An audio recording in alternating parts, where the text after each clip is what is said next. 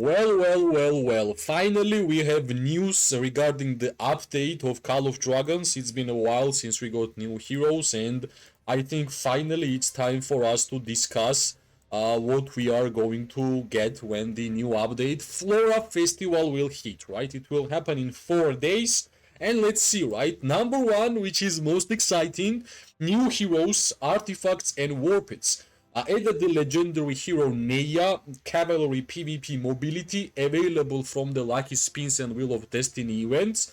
Added the legendary hero Lie Xian Hien, cavalry garrison and skill available from the Wheel of Destiny and Strongest Lord. Of course, PvP hero will be more available for free-to-play players and low spenders because of the Lucky Spins. But the garrison hero will be more hard to acquire for like normal gameplay people, right? New artifact. Added the legendary artifact Lunaris, right? Cavalry PvP's Assault, PvP artifact, here we go. Available from the Forge of Light and Riches of the Forest, right? I hope in the future this artifact will be added in the Universal Artifact Compendium at the end of the KVK, so everybody will be able to acquire it, right? Finally, new Warped added the Warped Auric Warhound, which I think we have seen in the video of Call of Dragons. Cavalry fighter skills available from capture in the field during the Season of Stripe. Yeah, well, it was time for us to get cavalry heroes with the cavalry warped and cavalry artifact, and it's finally here, right? Let's hope these heroes will be strong enough so cavalry players will have more and more fun in the battlefield, because I think cavalry players are the players who struggle the most in Call of Dragons, and I think in Season 3, map is created in a way that cavalry players and like even Eagle players should have a lot of fun when fighting. So let's hope that these heroes, this artifact and warped will be strong enough so people will actually put their legendary tokens and make them even better, right? New events, holiday event, Flora Festival. Spring is in the full bloom, it's time to celebrate its beauty. The Flora Festival event series about to begin. New event, Escort Clash. The Escort Clash event begins battle for dominance over trade. During the event, you can choose the escort valuable cargo for merchants, guilds, honor or plunder other escorts cards for profit. Well, I think we have seen this kind of event in other games, and yeah, it's nice that we are finally getting some more and more events, which is really good. Season system improvements. Season of Stripes 3 policies improvements added a new policy, Epocracy renovation, further increasing the additional elixir capacity for enhanced medical support. Well, more elixir, more fighting, really good. Discharge feature improvements, cooldown adjustment. When a player is discharged, the original migration cooldown is removed and replaced with a new discharge cooldown, which is really good. Merit ranking adjustment. After a player migrates their last season's merits, ranked will be based on data from their original realm before migration. Discharge limit. The discharge limit is now 30 with 50 discharges added every month, which is nice. Well, more works in terms of migration and some more changes. It's not gonna be like too huge. It's like small updates and small adjustments around the updates, right? Brink of War improvements. Added search and auto peacekeeping function for common shadow trolls, which is really good. It was like really a lot of like time was spent uselessly by searching for shadow trolls. Update the rules for earning royal points with the rally attacks for on elite shadow trolls. Points are now calculated based on the number of participant legions in rally rather than just number of trolls defeated, which is great. Before it was only 2 members attacking trolls, elite trolls through rally to get more points, but I think it's a alliance event and every single alliance member should be able to participate in a bunch, which is really good.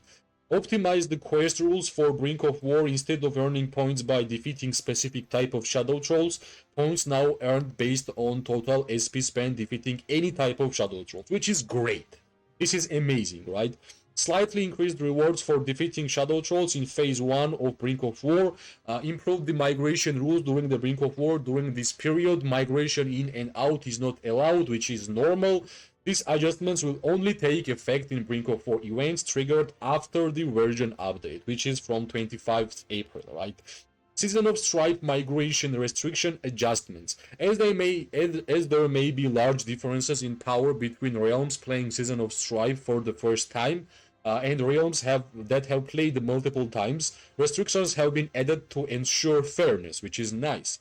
Characters that have played Season of Stripe 3 or more times cannot migrate to realms in their first or second Season of Stripe playthrough. This change only applies to realms entering Season of Stripe after the update.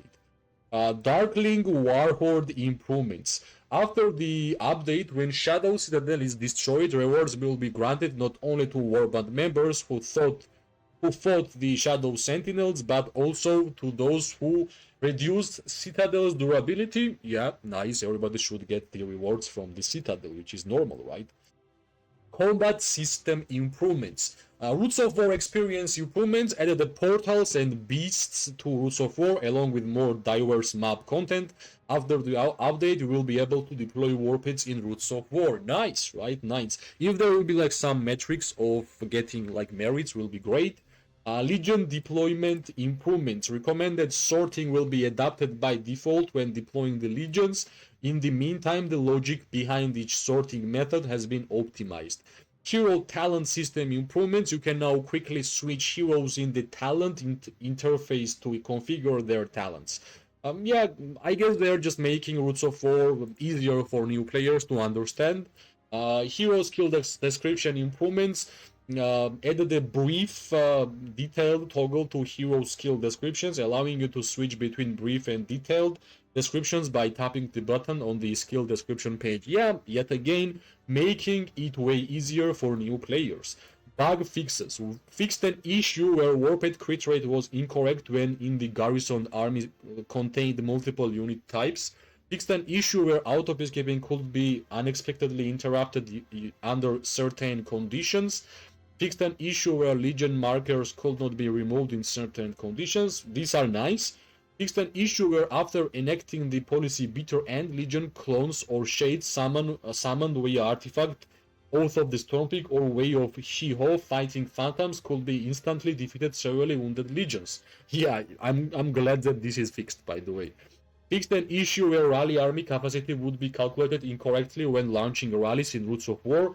When launching a rally against a building in Roots of War, your rally army capacity is determined by the level of your rally beacon, rally drum, rally harp in your city. Yes, finally, it was a bug as we can see, and it's finally fixed. But it cannot exceed the garrison capacity of the building you are rallying against. Number 5, Alliance System Improvements. New Alliance skill, Life Bloom Vault. Interesting.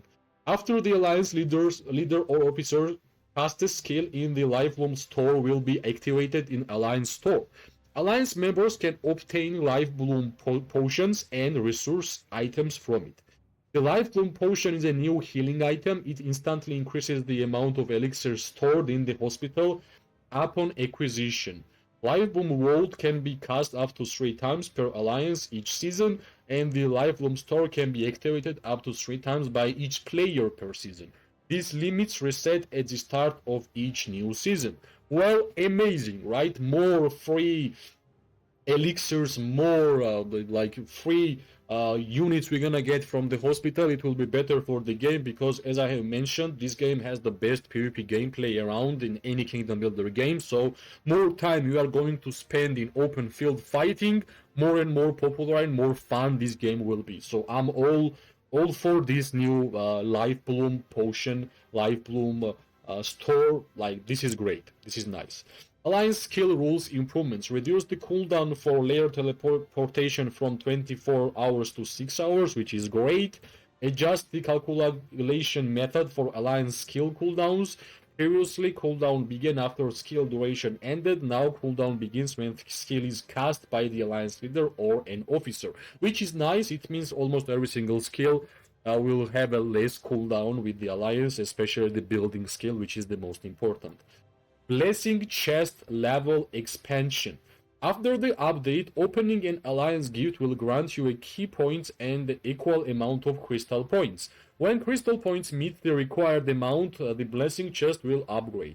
Higher level chests offer better rewards. The Blessing chest level cap has been increased to level 100. Reaching level 50 requires the same number of crystal points as a previous key point requirement. Beyond level 50, the required crystal points increase significantly, along with substantial improvements to the chest quality and rewards. And yeah, I guess some free rewards, right? People are still spending in the game. They will spend in the game even without this change. So more free stuff for the players, amazing, right? So if you are in a big alliance where people are spending a lot of funds, I think you will be really, really happy with the Blessing Chest updates, right?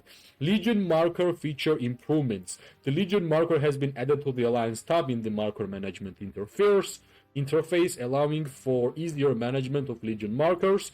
Rally feature improvements, add the filtering and sorting options for rallies in the Alliance War interface. You can now organize active rallies by latest, nearest, and shortest prep time. Alliance Siege Bastion and Alliance Tower improvements. That's interesting. When building an Alliance Siege Bastion or Alliance Tower, the attack range of Alliance Siege Bastion or Alliance Siege Tower will not be displayed, making it easier to manage and construct your buildings. I guess officers whose job is to build towers and constructions, that's for them, right? Personal development improvements. New exemplar system. Make a certain number of drops using forged artifact keys to unlock example wish. This feature will be available during Season of Stripe. Exemplars enhance the attributes of existing artifacts and grant them unique combat capabilities, proving powerful support in battle. Alright.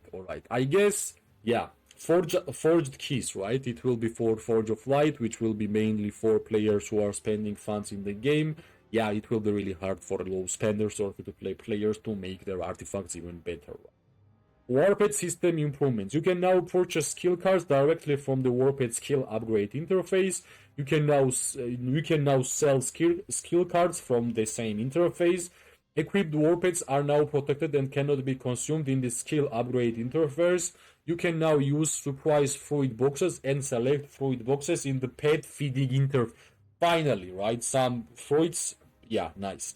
The probability of acquiring Warped talent skill when capturing beasts have been increased. Finally, yes, please, more talent skills. Event experience improvements. Alliance mobilization improvements. Completed events quests will now be automatically submitted after reset period time, which is nice. I missed a lot of quests which I completed. I just needed to confirm it, but yeah, it's nice. Added the batch refresh button, allowing alliance leaders and officers to refresh multiple quests at once. Added the rules for class promotion and relegation. If a group within a class does not have enough alliances, no alliances in the group will be relegated during the event, and they will be all remain eligible for promotion. Smash these shadows improvements.